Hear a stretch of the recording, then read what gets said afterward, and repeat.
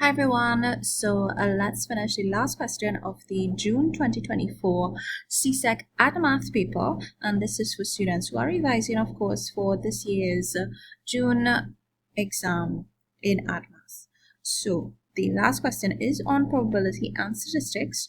We have some data showing the heights of 35 children at a nursery, and the data was recorded to the nearest centimeter. So we have to display the data on a stem and leaf diagram, and this is worth 3 marks.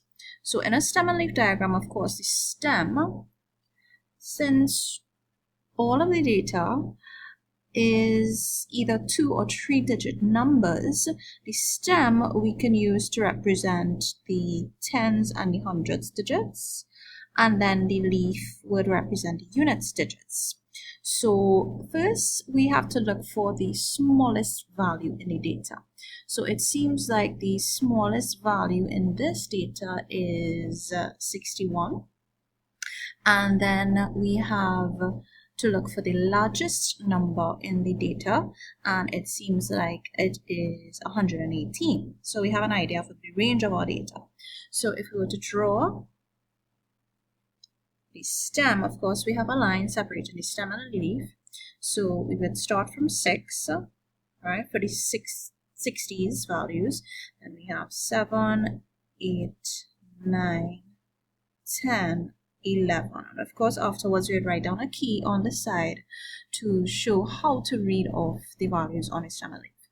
So first, we have to look for values in the 60s. So of course, 61 is our lowest value. So place a 1. I don't think we have any more 61 values. Next value would be 62. Then we have 65. And oh, there's another 62. See, we always have to look for duplicates. So there's another 2. Then the 5. And then we have a 67. So we just scan the data, make sure we crossed off all the values in the 60s. All right, before we move on to the 70s. So I already listed out all the values in the 70s and crossed them off. So notice we had 3 values that are 79. So let's move on to the values that are in the 80s. So we're starting off with the smallest one, which is this one here, 81. Then you have, oh no, there's a 80 actually. So see how you have to scan these values really well before you write it down. So 80, then 81. So now, let's see, we have an 84. Oh, there's an 83 before that, see? So we have 83 before 84. And I think the last one is 86. Okay, so scanning again just to make sure we listed all the values in the 80s. Yes, we did. So I went ahead and did the values in the 90s and then the hundreds. Now let's look at the 111 to 120. We have 111.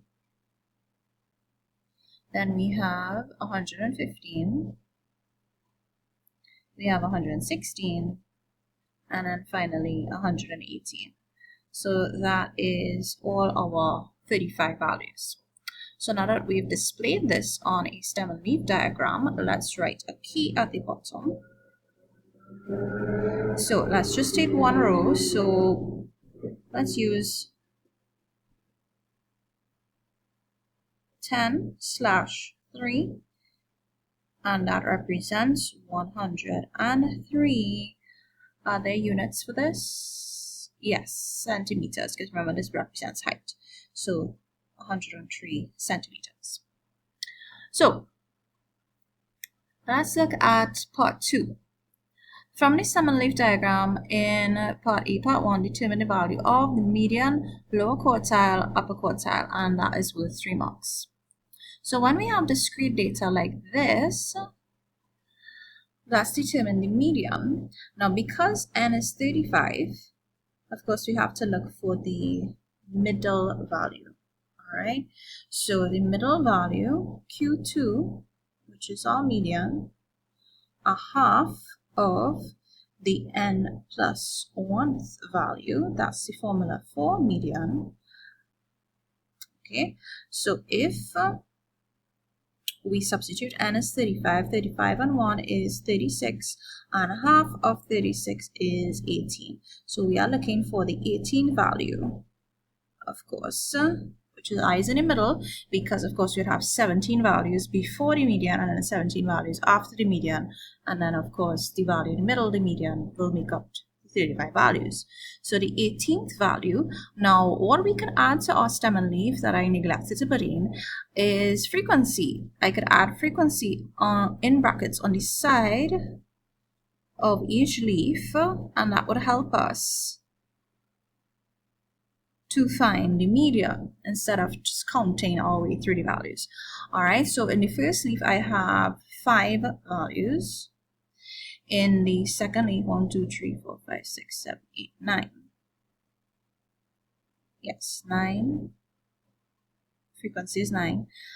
Then 5. Then 7. Then 5. And then 4. So if we have to look for the 18th value, we just find the cumulative frequency, right? 5 and 9 is 14. So this means this is the 14th value here in that last value in that leaf.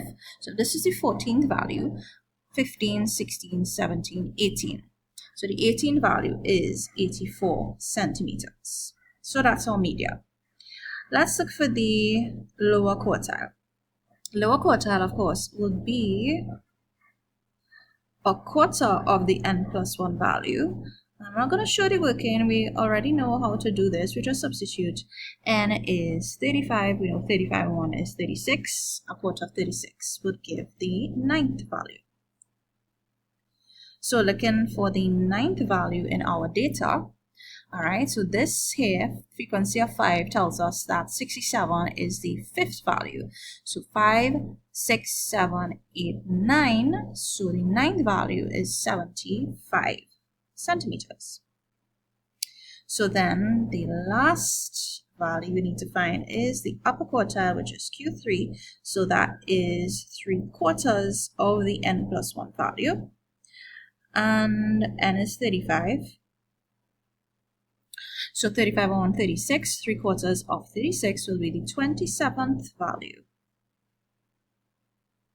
So from this stem and leaf, so adding 5 and 9 is 14. 14 and 5 is 19. 19 and 7, 26. So this is the 26th value.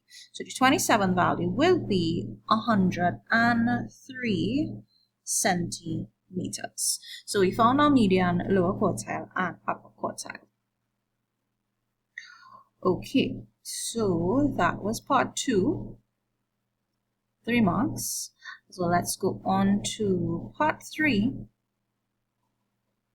At another nearby nursery, the heights of children of the same age were recorded. The median height was 79 and the interquartile range was 24. Compare the characteristics of the 2 groups of children at the 2 nurseries and describe one distinct observation about the distributions. So let's just summarize the data.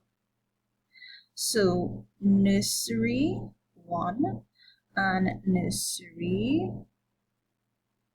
2. So for nursery 1, the median Q2, which we found, let's go back up, was 84. Lower quartile 75, upper quartile 103.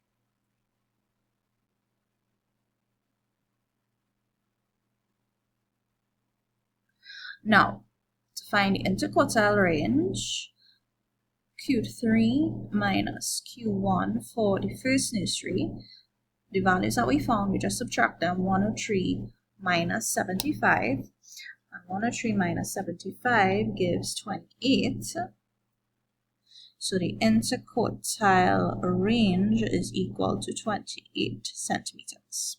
So for the second nursery, the information they gave us, the median height was 79 centimeters and the interquartile range is 24 centimeters. So that's a summary of our data. So